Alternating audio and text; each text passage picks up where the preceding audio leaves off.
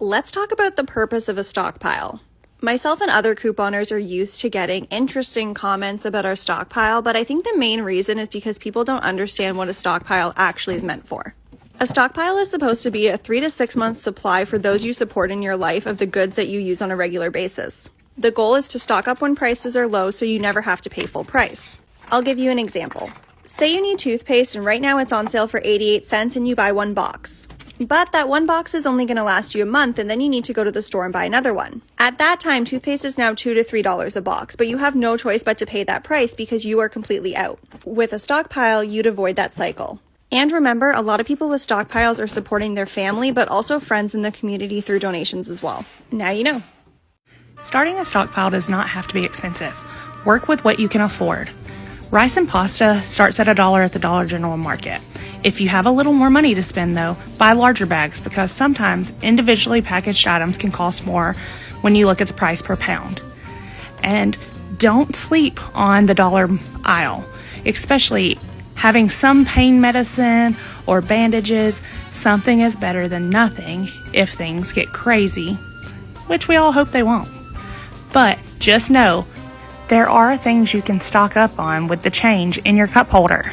Hope it helps. Let's put together my new couponing stockpile while we talk about what I do with my stockpile, because that's like the number one most asked question that I get. First of all, we decided to move my stockpile to this room that used to be a garage, so it has much higher ceilings, and I got these new shelves from Walmart. And so far I love them because they have these clear plastic liners, so it makes everything smooth and nothing falls over. But the other shelf to the left did not come with these liners, so I had to order those separately from Amazon, and I'm waiting for those to come in the mail because I was having trouble getting stuff to actually stay on there. It kept falling over. It was a mess. But anyways, what do I do with all this stuff? First of all, we're a family of 5, so we use quite a bit of it, but whatever we don't use, I'm able to help out other extended family members. They can just come get what they need, or I'll bring boxes of stuff to family get-togethers. I've also donated a lot to local charities and organizations. One time there was even a local teacher collecting donations for a personal care pantry in her classroom, and I was able to give her a bunch of stuff, which I thought was super cool. A lot of people assume that I don't donate, and first of all, that's not required, and second of all, I don't have to post about it every time I do. Like honestly, most of the time I donate, I don't post it. I've also resold some of it in the past, like last year I had a stockpile sale, and a lot of couponers do that. There's nothing wrong with it, but mostly I just love to give stuff away. It's one of my favorite parts of couponing. We're able to get this stuff for so dang cheap, and I just love being able to help people out. And now for my favorite part, because the ceilings in here are higher, I can stack up so many more paper products on top of the shelf. And here she is. It's beautiful. I'm obsessed.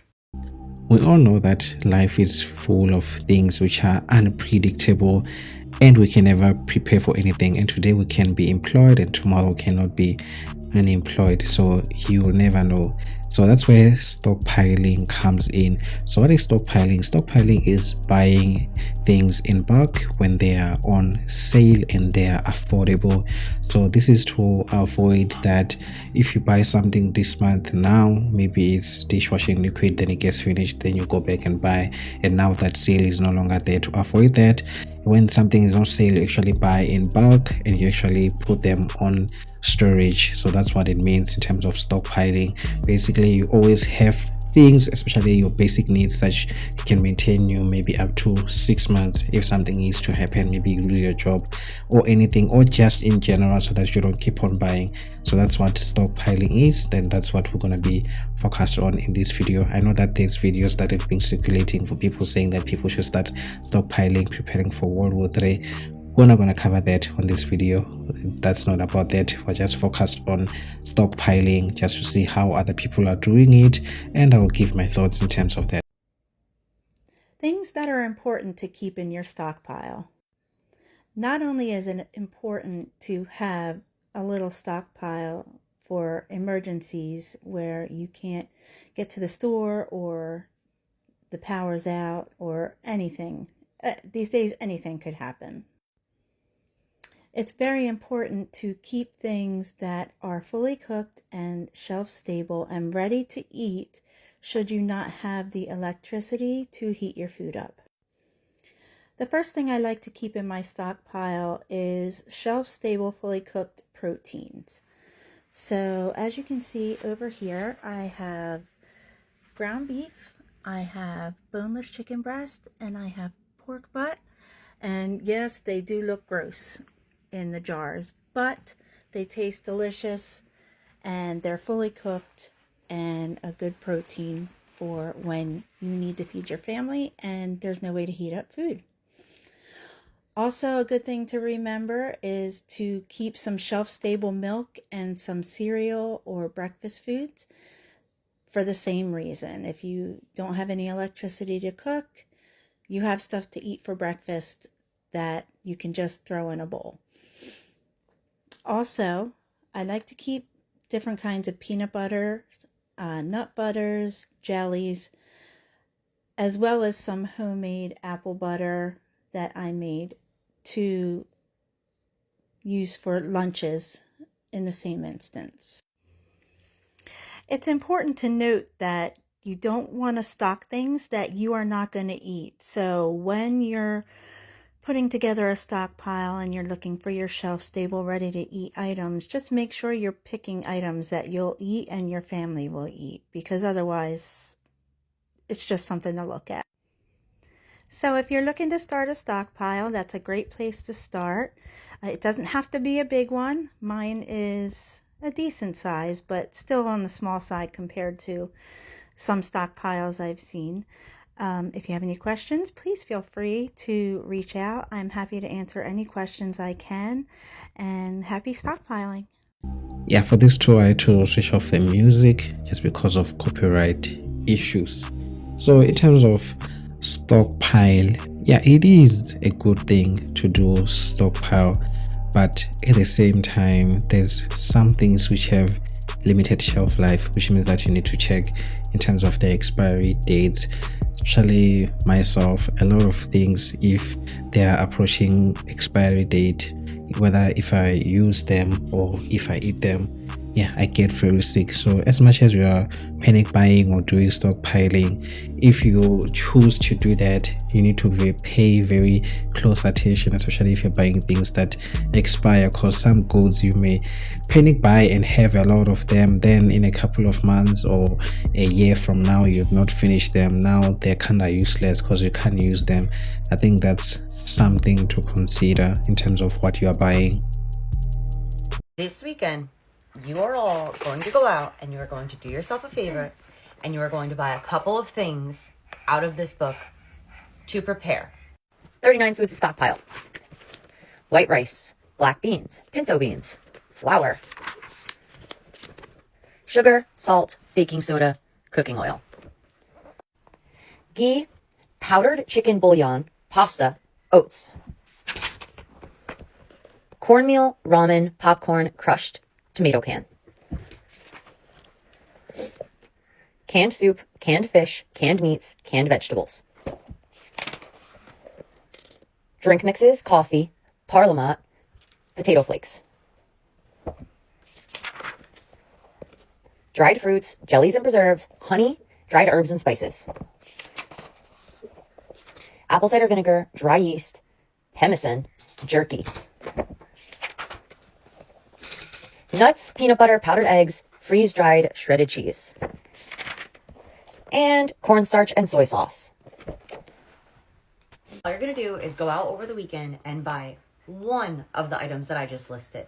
And every week you go grocery shopping, you just pick up another one and another one. And eventually you will have a little stockpile for yourself to get through if there's an emergency. And if you're interested in what the rest of this book has to offer, I've linked it below. You can go grab one for yourself now.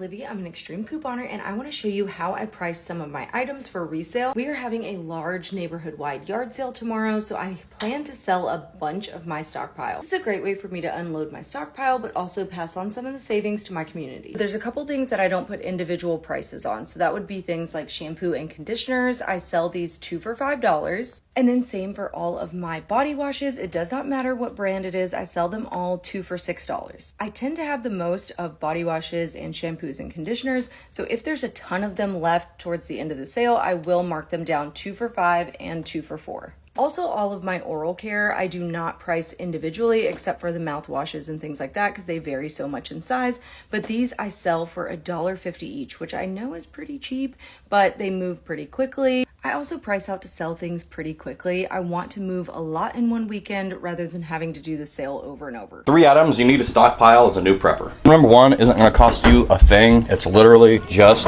dryer lint, guys. This stuff is perfect for starting fires. Number 2 is going to be something like this, so alternative fuel. I got a little bit of propane and I got gas in these two, even though they're not actually the same color for gas cans. And I got 3 of the Power Smart gas generators. They're actually really nice, guys. Definitely don't slack on them. They're worth the money. Number 3 is going to be solar panels. Highly recommend having quite a few solar panels on hand because if the grid goes down, you're going to need a way of getting your own power from the sun because eventually. This is my stockpile. It's located in the back wall of my garage. Stockpiling and panic buying are 2 very different things. This involves shopping the sales cycles and saving money. I've been doing this for about 10 years and it saved me.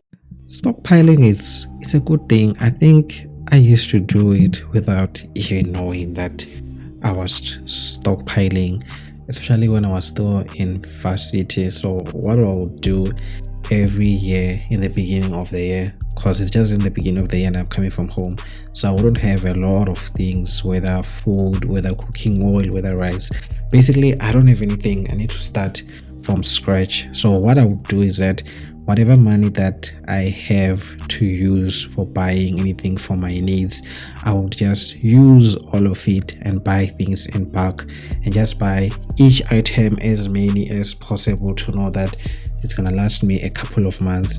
Definitely it wasn't in the scale that we're seeing on these videos in terms of what they have a lot of things in terms of stockpiling. So that's what I used to do. Yeah, that's all that I have in terms of this video. It's a very short video and yeah, I think there's nothing else that we can say in terms of stockpiling. What I can say is just don't panic buy, just buy things that you need. And if it's buying things for the long run, you can, but just make sure you check the expiry. And please don't forget to subscribe and share this type of content so that we can grow the channel, and I'll see you on the next one.